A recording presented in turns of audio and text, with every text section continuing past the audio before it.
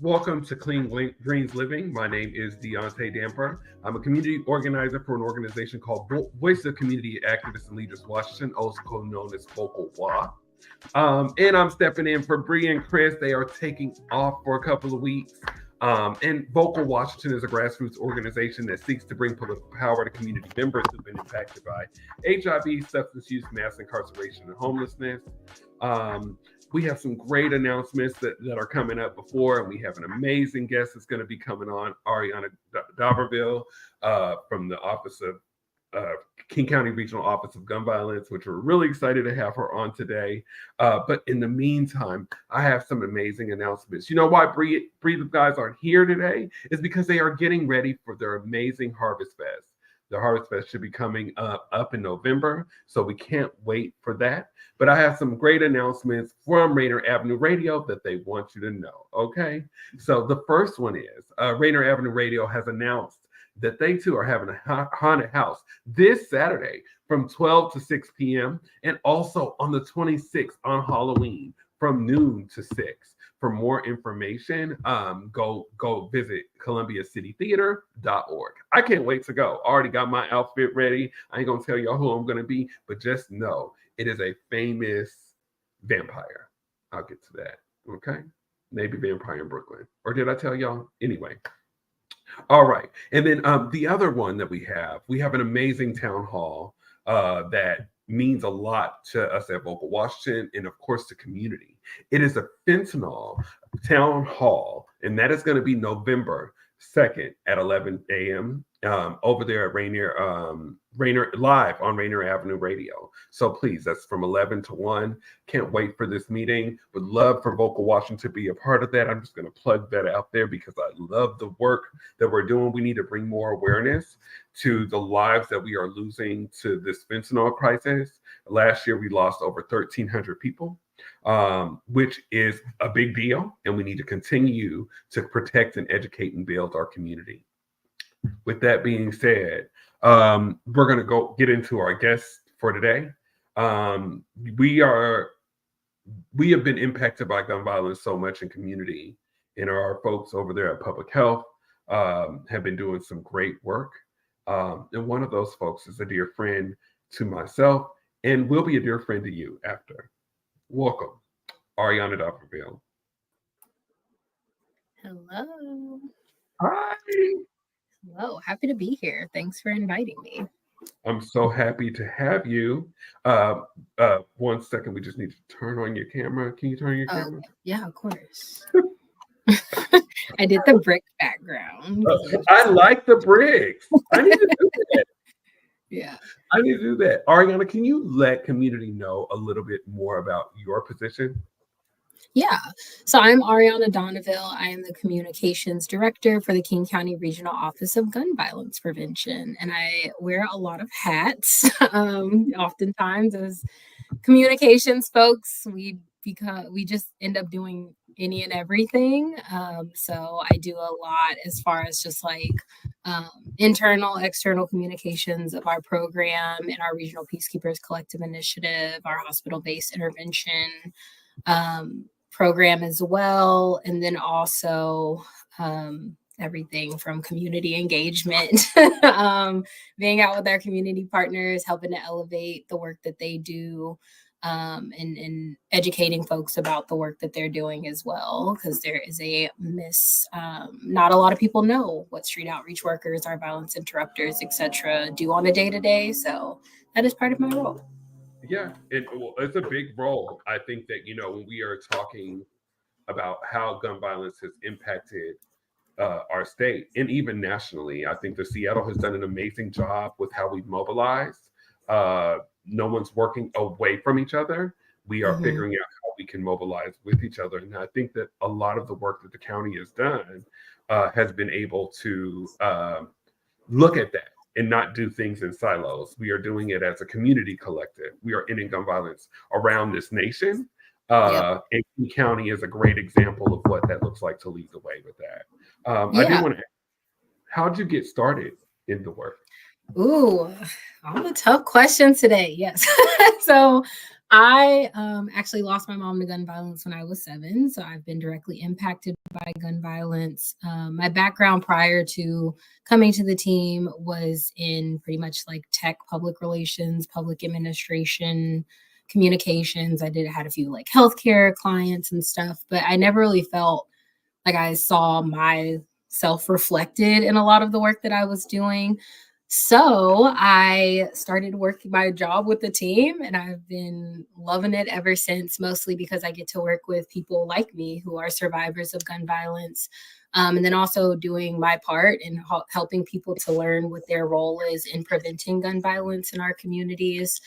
And yeah, I've always been a comms person. I've been telling people what to say since I was like 4. So now I just get to like make money off of it, but doing it for like a really good cause too. And also, I'm a sucker for a good story. I've always loved reading. And so when I hear about the work that like our community partners are doing, and I'm able to like help elevate their work and their stories in my career, I've always been excited about that. So Yeah, and appreciate you for being transparent and tech to now like navigating community members in the areas of wellness. I mean, King County has really done some really innovative stuff over the past couple of years. I would like to say, especially this year. Can you go over some of the things? Yeah, for sure. So our King County Regional Office of Gun Violence Prevention is strategically placed within our public health department because we take a public health approach to addressing gun violence here in King County, meaning we treat it like it's a disease. We analyze the risk factors and we work with community to help mitigate those risk factors for young people in King County and communities in King County as well. We also lean into data, of course, to make sure like we are working with communities who are directly impacted by gun violence. And so to that innovative ways that we're addressing gun violence, earlier this summer, I'll talk about the most recent one. Earlier in the summer of this year, we launched 100 Days of Action to address gun violence here in King County.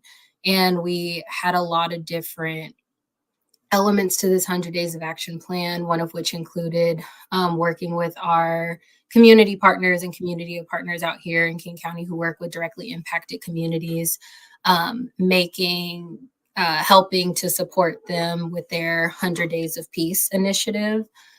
We also worked with our hospital-based community-linked intervention, it's a long name, our Harborview Hospital partners to get funding over there for additional resources for victims and survivors of gun violence after incidents of gun violence. And then we launched a public awareness campaign. Hopefully I did not bore people too much with all my little 100 Days of Action emblems. There's so many different moving parts and people need to know what those community violence. Our public awareness campaign leaned into helping to educate people about the role that they all play in preventing gun violence in our communities. Also leaning into education around community violence intervention. What is it? Who's doing it out here in King County? Educating people about safe gun storage and responsible gun ownership through safe gun storage, and then emergency protection orders. We also collaborated with Aiana Holiday and Converge Media to do a week's worth of content for the Day with Trey, where we helped educate folks about the role that we all play, from politicians to community leaders to residents to mental health professionals, hospital professionals, etc., so that everyone was able to kind of see their role in preventing gun violence in the communities. We also had a community engagement component to this, where we attended community safety meetings and met with communities who have been seeing an increase in gun violence in their communities to chat with them about how we can collaborate and work with them to help reduce gun violence in their communities as well. And then there's also just like joint legislative agendas and and policy stuff No, that that's we've also been no, working on. that's my thing. I love me Yeah. some policy. Yeah. And Yeah. that's really hard to get community folks to really see that, there are things that you want changed. Yep. And before they even roll out in your community, even if Yep. it's just an idea, even if it's just the name or memory of a family member, even if it's a healthcare, even if it's a youth or elder, like you have to get out there and go through like the policy. It's Yeah. just important.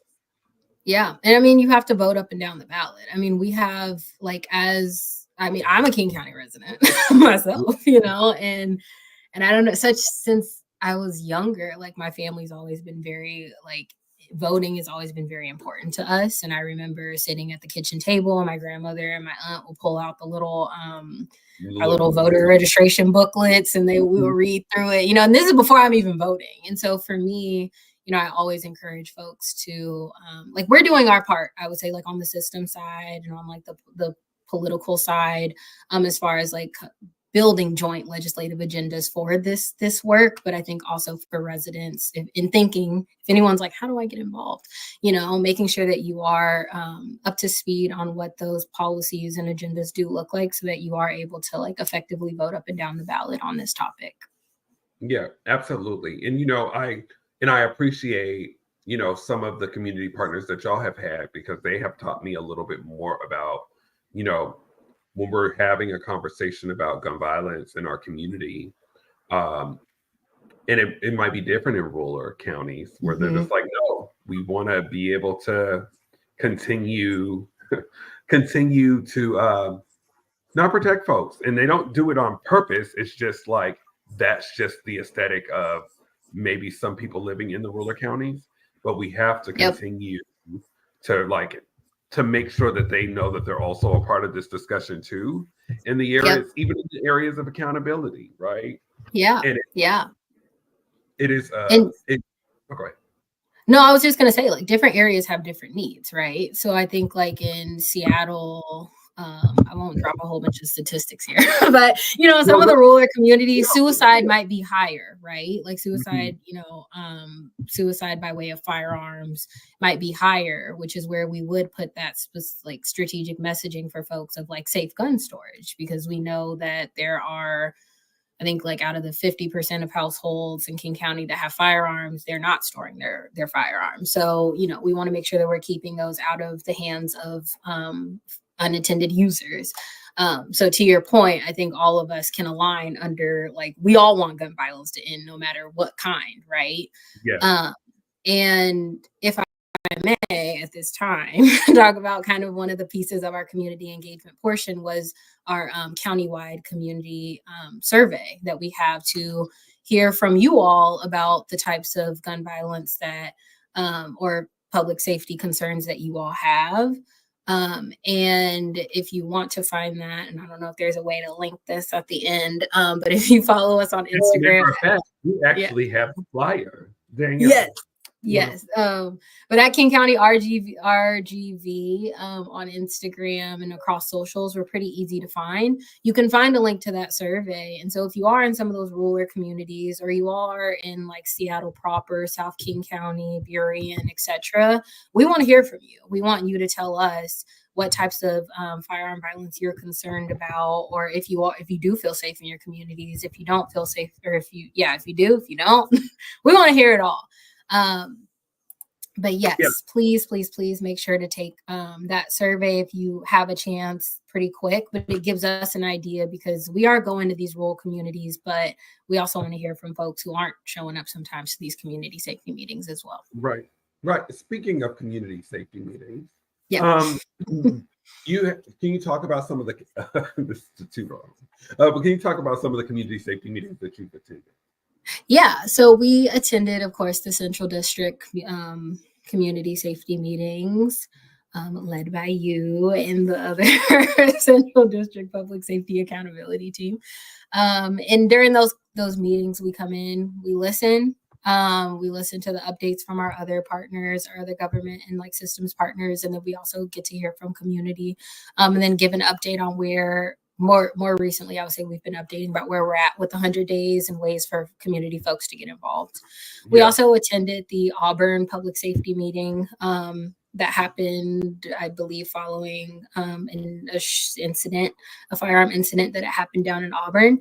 And again, that was a chance for us to hear from community, hear the concerns, and then also set up calls with our partners over at the city of Auburn to figure out how we can address gun violence in Auburn. We also went to the New Holly community safety meeting and got to connect with the East African community and Somali community, I believe, about the increase in gun violence in that community as well, which led us to setting up a meeting with the group that had put that meeting together to, again, engage with them and start talking about how we can work them into our plans as far as just like addressing gun violence in their communities and also elevating the organizations within their communities that are already doing community violence intervention work. They just might not talk about it like that. And I believe... No, I was going to say what I love so much is like, and I've seen, y'all be in this space. When we talk about Auburn, we don't talk too much about the gun violence. And there's like, talk about the gun violence. There's so many different things that are happening intersectionally with our Indigenous community members and just violence that is happening in our community. So to Xavier's family that lost the young kid's life earlier. So it's great that you're building traction in that space. And we have constantly talked about having a real conversation with our African-born community East African community members about the violence that has been plaguing their community and trying to have a conversation with all community members, but really, really trying to reach out to them. And then you also did the Lavender Rights. You came Lavender Rights visual. Well, and it's like, and we need to continue. How important is having intersectionality as a conversation in the areas of violence? Yep. And I mean, our violence looks different to different communities. And what I will say is I appreciate when we do have communities that reach out to us. We just had another community, I won't say on the record, who would reach out to us about coming to talk to them about the work of our office. And I said, yeah, we'd love to do that. And we'd love to hear more about you all and how we can collaborate. Because I know what hoods I'm good in, but I don't know. There are some other places where I'm like, tell me about your concerns, which is why things like that survey are so important to our work, because then we can pinpoint some of those, zip codes, and we're like, oh, well, they're having this issue here, because it does sometimes come down to like, not that people don't speak out about it, because they do, but as far as mobilize, we got a question in the chat. What's up, Christina? She says, I live in the CD and my kids have anxiety regarding gun violence. Where can I find them support? I mean, I know the answer, but yeah, I was like, oh, well, I would lean into our community. We do have a community-based resource guide, and it is www.kingcounty.gov/RGV. And we do have mental health supports listed there for local community organizations that do help with mental health services, including the Washington Therapy Fund, Teen Link, which I believe is a 24-hour peer mental health counseling and also hotline. They do have anxiety. There's also a great program around there as well, which is community passageways. And that also are working with young youth and guiding them through that process. And, keep in mind, coming to our Central District Public Safety meetings, you're able to meet some of those folks. We have a community healer that's in the space. I ain't gonna say her name. We'll be here next week. But it's really important to continue to give folks the resource, because as kids, and I don't know if you felt this way, but I was impacted by gun violence and didn't know the words, because most of my family just said like, pray it all away, or pray and figure it out, or you find that, right? Yep. Or if you had a family like mine, they're like, everything's fine. I know you just experienced this traumatic experience, but we love you and everything's okay. And then you're like, no, I'm not okay. It's really, and it's really important. And Christina, you make sure you look at that survey, and we actually do have the flyer for it. So Okay, tell us a beautiful. little bit more, elaborate a little bit more on that for us. Yeah, so I see what you're doing here. Yes, so we pulled together a countywide community survey just to gauge thoughts on, or like public perception on, community violence, specifically firearm violence. Because again, we're realizing as we're engaging with different communities that there are different needs in different places. You might have a community that has a very high suicide rate, right? You might have a specific area where it's very high as far as crimes related to, or firearm violence related to organized crime, domestic violence, etc. So this gives us an idea of where residents are at as far as their understanding of firearm violence in their communities. Do you feel safe? Do you not feel safe? Um, do you believe, like, I think one of our questions is like, what is effective as far as preventing gun violence? So, and then also ways that you want to hear about different resources surrounding gun violence and firearm violence. And pretty much what our game plan is to gather all this, and it'll help us with our help us inform our community safety efforts moving forward. We all lean into, we serve you all. We serve, residents in King County. And so this is an opportunity, if you're not already in our like rgv@kingcounty.gov inbox, which some of you are in the inbox and you're hearing back from me, but another way to just get a general understanding of how people are feeling about their safety in their neighborhoods. Mm-hmm. And we can also say you can find that survey at surveymonkey.com/r/community gun violence, gun safety. Yes. Which is super important, and on a lighter note too, I can say that, I was in awe of you presenting at the Cities United 11th annual convening. Can you explain to community members what that is? And then also what you spoke about? Yes. So Cities United is an organization that works across the country with different cities to help them get offices of violence prevention and public safety initiatives and programs up and running in different cities. For public health, we worked with Cities United in the past. They're currently working with the city. But yeah, they brought this convening, the 11th annual convening, to Seattle. Not last week, the week before that. And during the convening, we got to showcase our public safety efforts here in King County and in the city of Seattle as well. I spoke to our 100 days of action and just gave very high level examples of some of the activities that we have been implementing over the past 100 days, including, I spoke to this a little bit earlier in our chat, the Day with Trey interviews. We have a comic that is a day in the life of a violence interrupter. Again, you can find that on our Instagram. If you're curious about what our street outreach workers and violence interrupters do and how they meet with young people and establish relationships with them. I spoke to the joint legislative agenda and policy agenda stuff. I spoke to just our high level updates, which we'll have more information about coming out soon as we're rounding out the last week of this 100 days.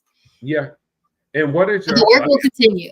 I want to make a point of like this 100 days was a launching pad, if you will, to like more work that's going to come after, because we can't solve gun violence in 100 days. But it gave us a good foundation and launch pad to strategically think through how to address it moving forward.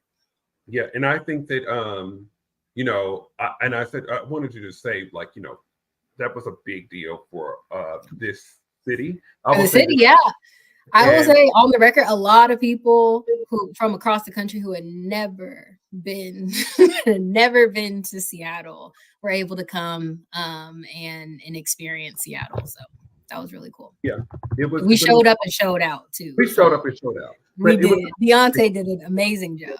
I mean, but it also does hold a candle to like the work that you've done. I mean, being able to speak in that, it just felt like it was great as a Washingtonian to watch someone in our community speak on hey, we're doing the thing. And you can do it too, and we can do it together. Yep. And I just appreciate you with that. So, one last thing before we go, if you could just let community know, call to action, where people can find you. Yeah. Call to action, get involved. Like, identify what your role is. It could be as simple as locking up your firearm. It could be volunteering with community partners. It can be emailing me at rgv@kingcounty.gov, and you're like, I know this community organization that you should add to your community-based resource guide. Please, please, please let us know. We want to hear from you. Definitely take the survey. That's my large call to action. Take the survey. Invite us to public safety meetings that you're having in your community as well.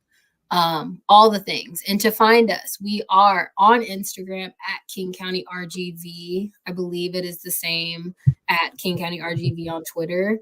Also, you can find our socials if you go to kingcounty.gov/RGV, and that'll take you to our community-based resource guide. We also have a bus banner campaign with King County Metro. So if you see Together We End Gun Violence, that's our bus banner. And the link is also on that bus banner as well. Well, I appreciate you, honey, because, I just wanted to just leave you with this because, we were stylists. So I just wanted to just, prime example. What happens, and we didn't even coordinate this on purpose. We did it. See, we're just aligned. We're just aligned. I want to continue to be aligned and want to thank you for being an amazing guest and coming on today. I appreciate you. And Vocal While, we are focused on building power with community members that have been impacted, and all of those things that they've been impacted with also stems around the areas of gun violence. So I want to thank you for coming on today. Thank you, Danielle, in the back. Thank you, Rainier Avenue Radio. And in the meantime, we will see y'all next week.